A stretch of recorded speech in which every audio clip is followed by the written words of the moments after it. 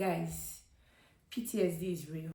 And this is real, it's not fiction, it is real. It happened to me live in 2021. This fateful day, it was a Wednesday, I would never forget. As I stopped the car, I was like, Obalindi. The guy was like 400 naira. That was 2 men at the back, 2 men in the front, and myself. Instead of going right, they started going left. As I wanted to ask that, what happened? I've not even opened my mouth too much. They just dragged me on the floor of the car. Jesus, like it was as if my life flashed in my face. Like, is this real? And then they asked me, where's my phone? I gave them my phone. They were like, what's my password? And saying, like, are you okay? I said, something happened to me. You asked me, am I coming to the office? But I quit.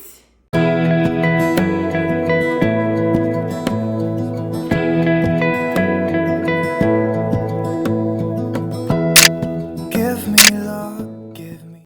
Hi guys, welcome back to my channel.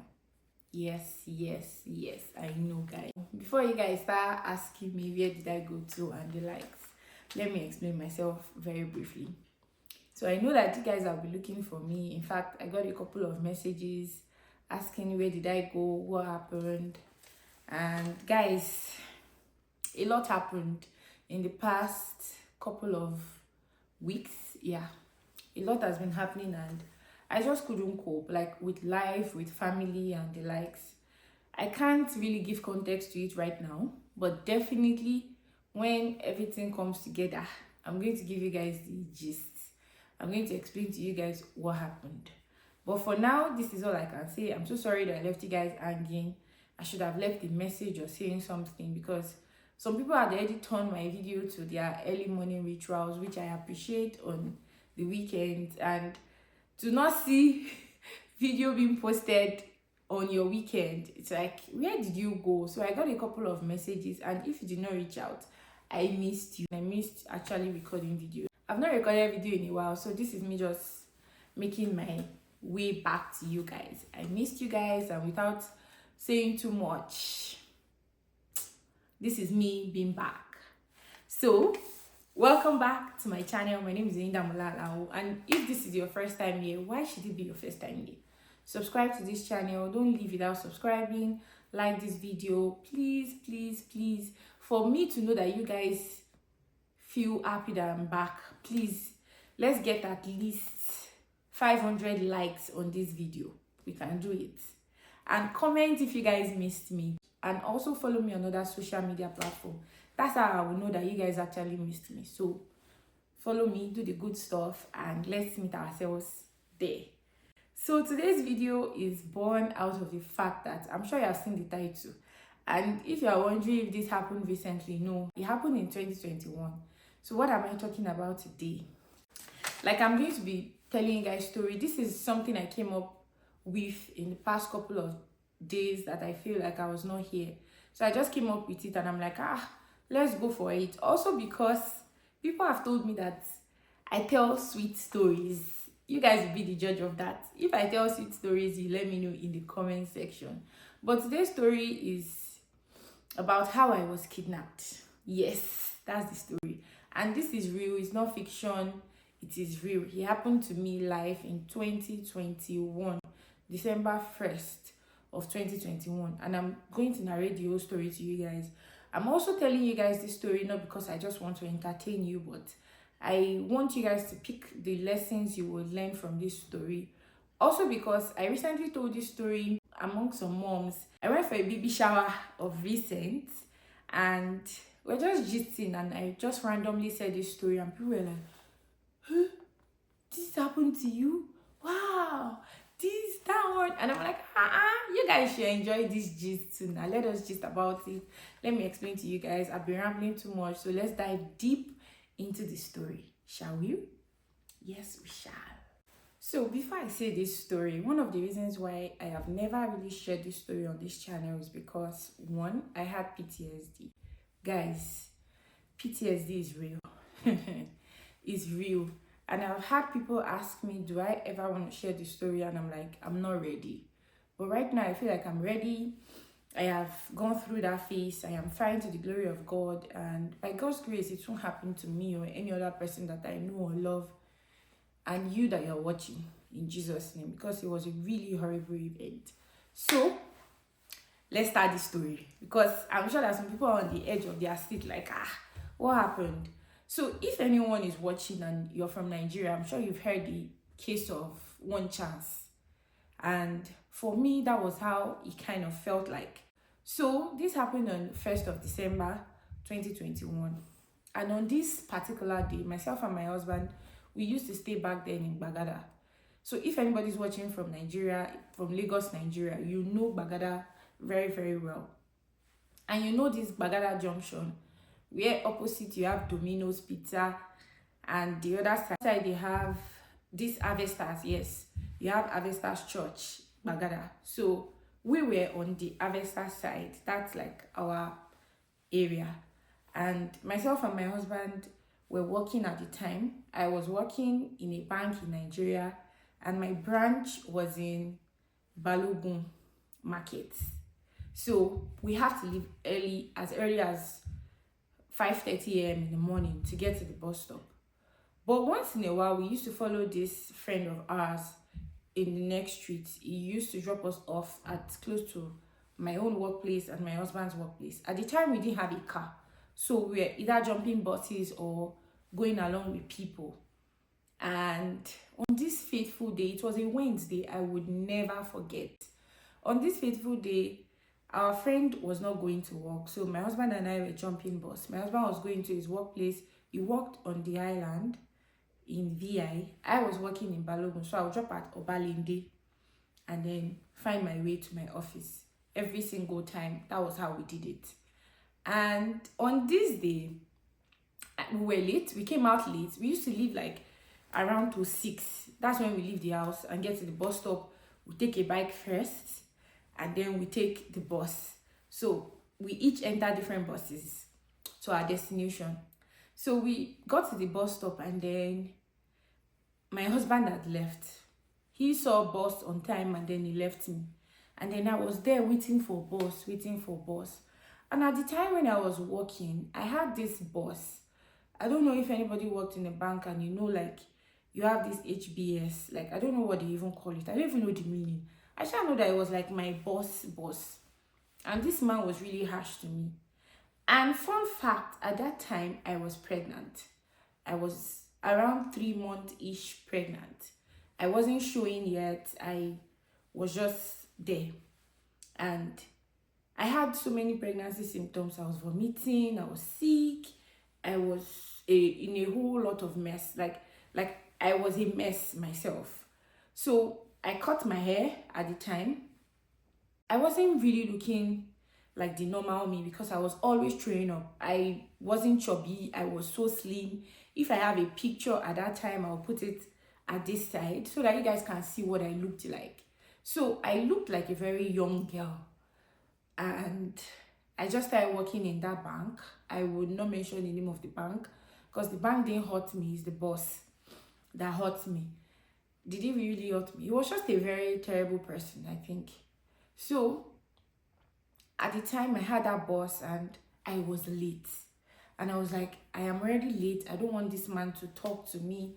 I don't want this man to say that why was I late and the like. So I stayed for a while. I didn't get a bus because the time my boss used to pass, he had already passed. We got late to the bus stop that morning.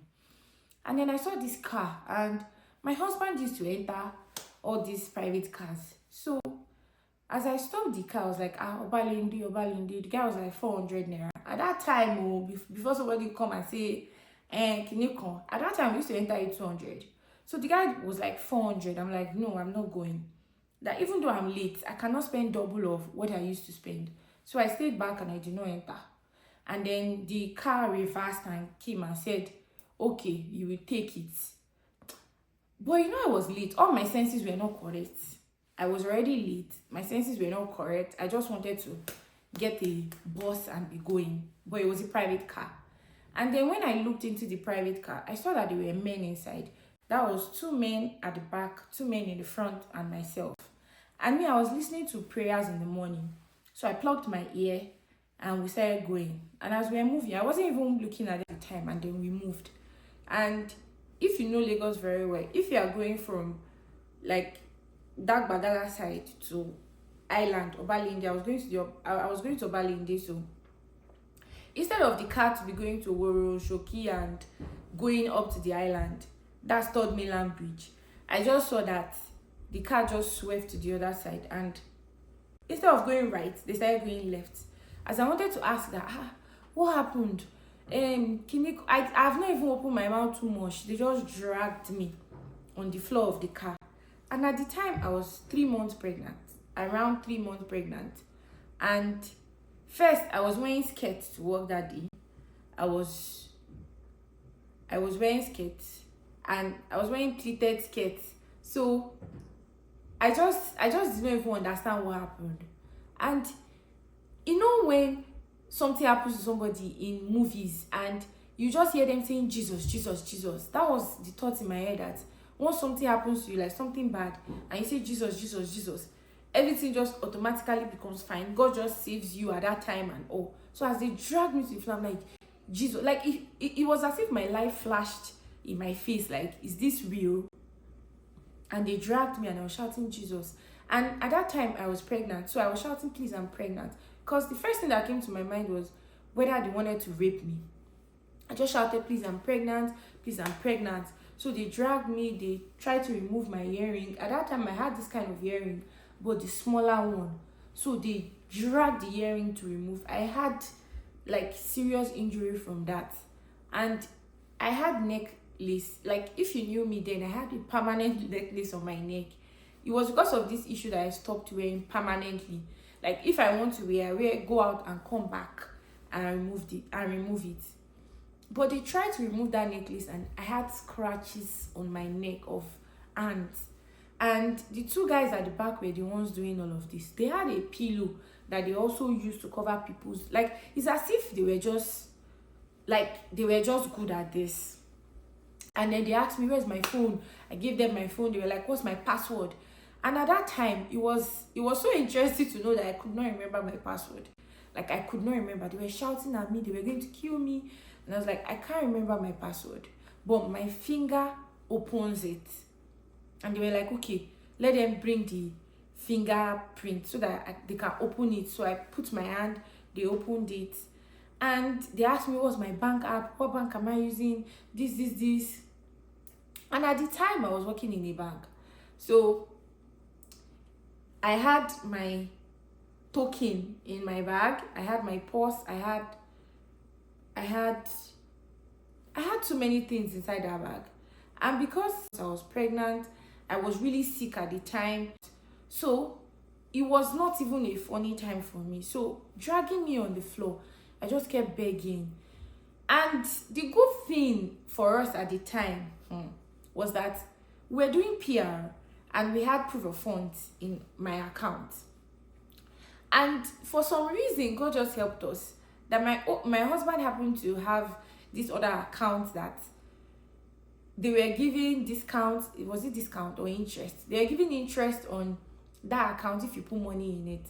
And my husband was just like, let's pull our funds and put it in this account. That was how we got saved of being in debt. Because these people used my ATM. They had POS. They took all the money I had. It was just my salary account. And they took all the money.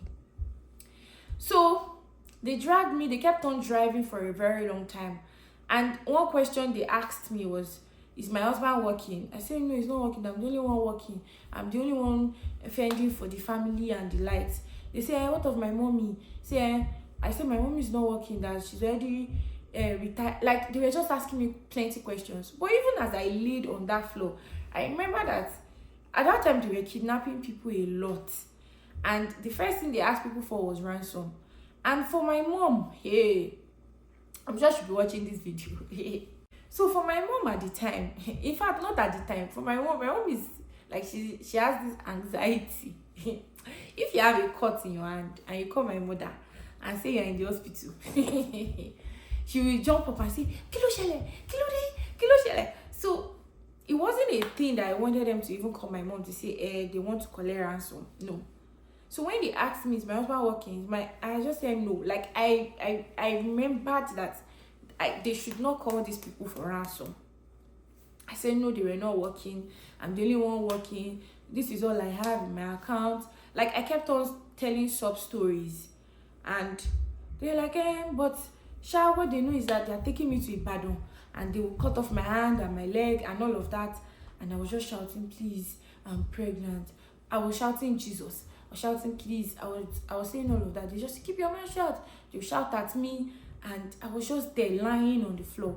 And I noticed that at some point it started to get bright, like outside the glass. It started to get bright, and I was like, what's good? Like, you know, when your life has flashed through your face and you're like, obviously this is the end. I didn't know what else to do. I was just there. They took all the money I had. They took everything in my bag.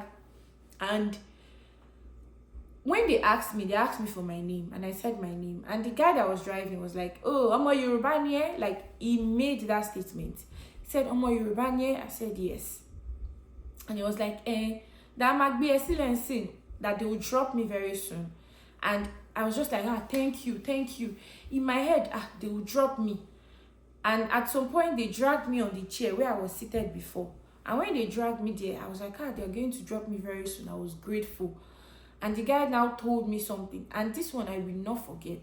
He said that, like, he said it in a way, like, I can't remember it word for word. But it was like, Ori elo gbe elo ni. That Ọlọ́run ní jẹ́ kí irú ẹ̀ ṣẹlẹ̀ sí ẹ mọ́. What this means is that God will not let this happen to you again. And I just said, amen. And in my head, I thought, these people, they were going to just let me come out by myself. I just felt rub, like pepper in my eye. First, they put a boniki in my eye, and they opened the door. So what I thought was, as they're opening this door, I'll just step out of the car by myself, only for me to see myself flying on the air. I was pregnant. I remember that I was pregnant, and I knew that these people had pushed me out of a moving vehicle. And I just landed with my side, where I didn't want anything to happen to my baby. And that was how I felt myself on the floor. And, you know, in Lagos, when something happens, the way they used to gather around, that was how they, like in movies, that was how they gather around on my head. And people were shouting, hey, what to take Bele, Juleo? Like, what it meant is they have thrown this one away too. And I was just there, I was just sitting down on the floor crying. And people came around me, they were like, okay, should they help me? I'm like, I've not opened my eye, I can't see anything. What if it's somebody else that is taking me to another place? This one will want to use me, go. I'm like, no, that I would rather sit here. They were like, I'm staying on the road, they should take me to the side of the road. And I was there. Then somebody was like, do you have any number I can call? I said, yes. I called my husband's number. And I heard that person say, and they don't kidnap your wife, can you come and meet us around this? Like, they were going to toll gate. It was around that side that they were. Obviously, they were probably going to Ibadan. And I was just there, and the thought that came to my mind was that, yes, we were processing PR at the time, but there was something then that it's not like you don't appreciate that God gave you a child, but at that time, it was like we had so much going on, and this was not our plan to have a baby at this time. But, you know, in retrospect, after thinking about the whole journey, I'm like, maybe God wanted me to be pregnant so that these people will not carry me away. And there were so many things to be grateful for after thinking about all of those things. But let me continue. They called my husband. Then when my eye finally opened, somebody was like, let them take me to a last man that is close to that side, so I can sit down with like somebody that is a uniform person now. And they took me there. I sat down there. Guys, for hours, I could not talk. I was just like this. I was just looking like, did this really happen? It was like a movie, and it kept replaying in my head. And I was wondering, what exactly happened? How did I only see this in movies. How did I enter these people's shoes? My husband came with some of his friends some hours later, and they took me. And he was like, what did I want to do? I say, let's call my mom. That I'm not sure they didn't call my mom, because obviously my SIM was in the phone. They could call my mom and say they were with me, and my mom would be running helter-skelter. So we called my mom. My husband called, and he was like, did anybody call her? She said, no. What happened? My husband said, I'm fine, but they took me, they did this. He explained to her. My mommy was shocked. And the first thing that came to her mind, because it had happened to one of our church members, she was like, we should immediately go and report this to the police because we were doing PR. That let them not implicate our application. So we went to the police station close to our house. Like, we drove back, like they were taking me back home, and we drove back and went to the police station close to our house. And as we got there, it was still in the morning. This policeman was reeking of alcohol. We're like, I wanted to report this happened. And the guy was like, that if you want to make report, you should first drop money, 5,000. I'm like, I said they kidnapped me. I couldn't talk then. My husband was just doing all of the talking and his friends. And they were just saying, you say something happened to these people. You say they should bring money. At the end of the day, he said we should pay 5K. We paid 2K. He gave us one useless paper that we did not even know what it meant. We left that place. My mommy was like, that's not enough. We should go and collect affidavit. We should go and report everything and sign court paper and say this. And this was because somebody in our church, it happened to the person, and the person eventually slept in the jail for something she did not know anything about. So as we are going all of these places, in my head I'm like, my office people, they'll be looking for me, the very dutiful Oyindamola. We shall say, I told my husband, I was like, okay, let's go to a branch of my office that is close to our house, and they should call my branch and tell them this happened. Obviously branches connect. And I told this lady, please, like at that time I could talk, and say this and that. So I told them, this is the name of my HBS, please help me call my branch. Like, okay, I think the first person I asked them to reach was this lady that was always very kind to me. She's older than me and in the bank. Her name is Esther. She really loved me then. Like, even till now, I should reach out to her. I've not reached out to her in a while. But she really, like, she was like a big sister to me in the bank. That's why, guys, it's actually good to be good. So I told the person that, please, can you help me reach out to her on Teams? Because we use Teams to communicate. I mentioned her name, I mentioned her surname, and she was like, okay, she would reach out to her. And then she reached out to her on Teams and told her, I am here, like me, I'm here, and this happened to me, and all of that. And she explained. And then later, she actually called my branch and told them I am here. And my HBS asked them to give me the phone. And the man was asking me, so what do you want to do now? Are you coming to work or what? Like, are you mad? This is like the first time I'm actually talking about this and saying, like, are you okay? I said, something happened to me. You asked me, am I coming to the office to come and show myself that this really happened? Or would you think I would be lying? Like, the lady that was calling for me was like, ask you to come back to the branch. I said, no, sir, I'm not coming. I'm going to the hospital. You didn't ask me if I'm okay. You didn't ask me if everything went well. Like, as in some toxic bosses. Like, let me continue, guys. Because till today, it's still paining me. So, I left the place. The next place we went to was the hospital because I was pregnant. Wanted to check if I was okay, if baby was okay, and the likes. So, we went to the hospital. When we got to the hospital, they checked. When they first checked, they said they don't know if baby was in distress because baby was not moving. And at the time, it was too early to even find out if everything was fine. So they said we should come back the next day. Me, in my head, I was just like, God, please let everything be okay. Let these people not cost me my baby or my life or something. So, but one thing the doctor kept saying that your branch is too far for a pregnant woman. My branch was actually stressful. Imagine being in Balogun branch. It was stressful. It was far. But I was just managing. Like, I come back so late in the night but that's not even the story. Let me continue. So, the next day we went again to the hospital and they were like, oh, they can see the baby moving at some point and everything was okay. That it doesn't look like baby was in distress. And that was how we took off everything. And I told you it was a Wednesday. So I checked in the hospital on Wednesday and on Thursday. And I told the sister that was like a big sister to me in the branch, she could call my husband's number. So I gave her my husband's number to reach out to me. And she gave the number to our boss, hoping that he was going to reach out to just say, hello, hi, how are you feeling, and all of that.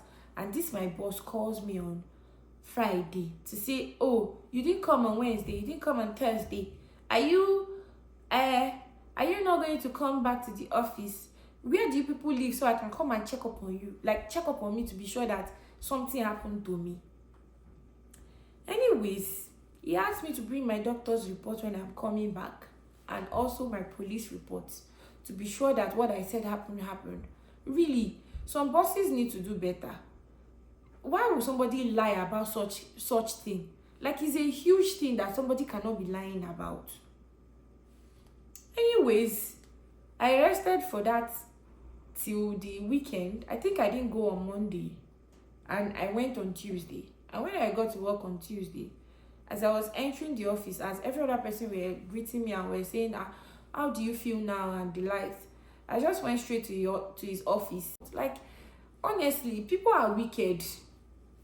And, well, that's just the story, really. Because if I keep going on and on about this boss, I wouldn't even finish. At the end of the day, I finished that month, that December, and I resigned 31st of December because there is no money that is worth my life. That risk, the journey, everything that I was doing there, I resigned. And for some reason, the guy probably thought that I was a young girl. I was on low court. It's not like I'm old though. I'm not old. I've never reached that. At that time, that was even like 3 years ago. Yeah, 2021, yes. And the guy just, for some reason, thought I was just young. He could mess around with me, but he was also treating some other persons like that too. But I quit. I left the place, and I didn't work until we came to Canada, because it was a lot I went through. Like, it took me a while. I had serious PTSD, such that when my husband is going out in the morning, I'll be monitoring him to say, have you reached office? Like, something that messes with you. Even when I resumed work, I was not entering buses that had men. I will look inside the bus very well to be sure that you have more women than men. I will just be unnecessarily scared of anything that could happen.